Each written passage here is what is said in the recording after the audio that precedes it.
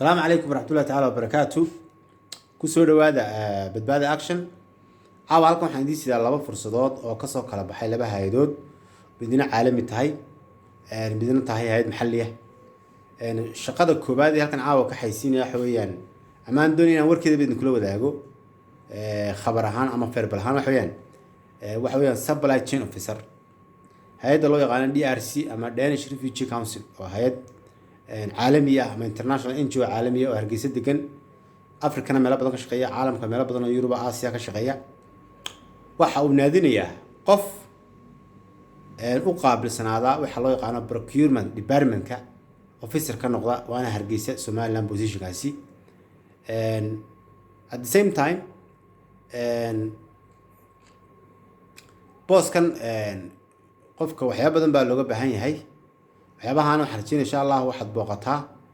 barta qaran choice soo booqo oo visit garee page-ooda khaasatan waxaad ku dhufataa shaqada ay soo cilaamiyeen qolada DRC wixii shuruudo laga baahan yahay wada akhrisan kartaa way qoran yihiin iyadoo qoraal ah qofka shaqadan soo codsanaya waxa looga baahan yahay xagga aqoonta marka laga hadlayo bachelor degree inuu siito khaasatan xagga maxaa la procurement iyo supply chain ama BBA waa inuu haadaaba at the same time waa inuu haada sidoo kale qof fiilka ku xiran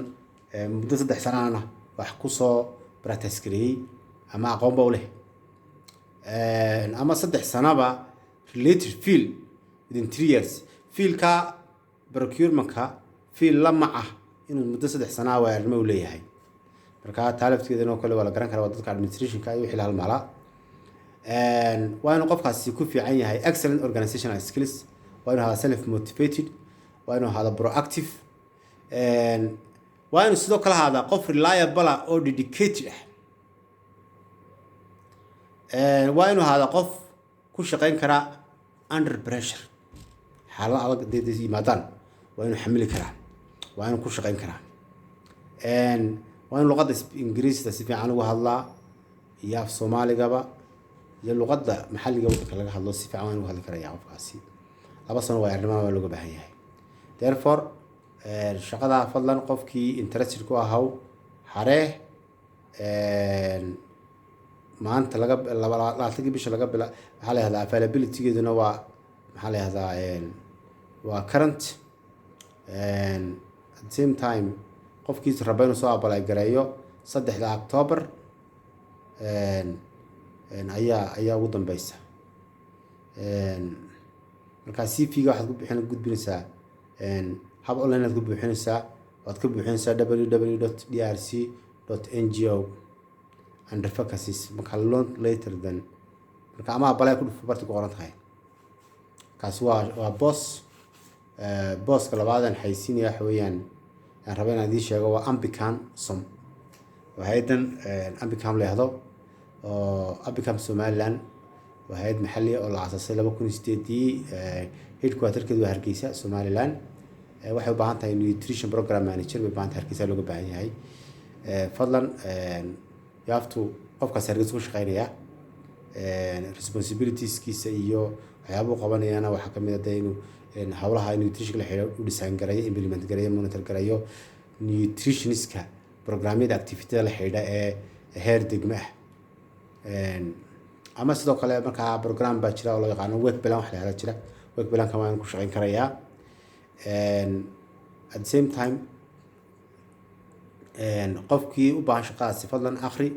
waxyaabaha looga baahan yahay aad bay fara badan yihiin kulli tooleba shaqooyinka marka la soo xareynayo qofku waa inuu akhriyaa marka hore qofku waxyaabaha looga baahan yahay qofkan waxa looga baahan yahay advanced university degree baa looga baahan yahay oo master in nutrition-ka haduu haysto weeyaan 5 sano oo mutakhassis dhinaca waayaarnimada oo aad buu sareeyaa booskani relevant waa inuu qofku leeyahay relevant leeyahay health nutrition program-ka iyo wixii la halmaala haddii qofku aanu master's degree haysan waa inuu sidoo kale haystaa wax related ah oo looga baahan yahay laftigeeda inuu yeesho at the same time aad ku apply gareyn karaysaa ciwaanka lagu siiyay ee ku yaala qaran jobs gaar ahaan qaybtooda ay ku saxaysiiyeen shaqadan. allah macakum, shaqooyinka la xareeyo, qof walba calafkiisu qaadaya. asalaamu calaykum waraxmatullaahi tacaala wabarakaatu.